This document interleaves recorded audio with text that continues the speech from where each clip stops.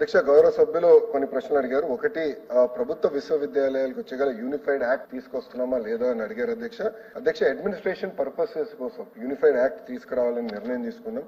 ఎందుకంటే ఒక్కొక్క యూనివర్సిటీ ఒక్కొక్క రకంగా నిర్వహిస్తుంటే దానివల్ల ఎస్పెషల్లీ రిక్రూట్మెంట్ వచ్చేగల మళ్ళీ కంటెంప్ట్ ఆఫ్ కోర్ట్ కేసెస్ వచ్చే మంత్రులకే కంటెంప్ట్ ఆఫ్ కోర్ట్ కేసు వచ్చినాయి. గతంలో బొత్స గారు కూడా విద్యాశాఖ మంత్రి ఉన్నప్పుడు ఆయన పైన కూడా కొన్ని కేసులు వచ్చినాయి అధ్యక్ష.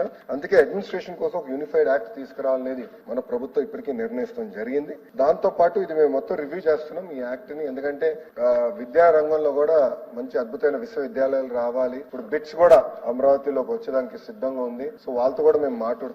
ఇట్లా ఇంతేకాకుండా కేంద్ర ప్రభుత్వం కూడా ఫారిన్ యూనివర్సిటీస్ పెద్ద ఎత్తున భారతదేశానికి రావాలి, రీసెర్చ్ అనేది ఫోకస్డ్ గా జరగాలని చెప్తున్నారు. కానీ మనం చేసిన చట్టాలు యూజీసీ విరుద్ధంగా ఉన్నాయి. తప్పనిసరిగా దాన్ని సవరించాల్సిన అవసరం ఉందనేది మేము బలంగా నమ్ముతున్నాం. దానిపైన కూడా మేము డీటెయిల్ గా డిస్కస్ చేస్తున్నాం. త్వరలో ఆ నిర్ణయం కూడా తీసుకుంటాం జరుగుతుంది. డ్రగ్స్ కి వచ్చి గల చాలా స్పష్టంగా చెప్పాను, జీరో టాలరెన్స్ టువర్డ్స్ డ్రగ్స్ ఈ ప్రభుత్వం. అందుకే ఈగల్ అని సెపరేట్ గా పోలీస్ శాఖలు ఈగల్ అని సెపరేట్ గా విభాగం ఏర్పాటు చేస్తాం జరిగింది. అక్కడ పనిచేసిన పోలీస్ అధికారులకి 30% ఎక్కువ జీతం ఇస్తూ ఒక జియో కూడా జారీ చేస్తుంది.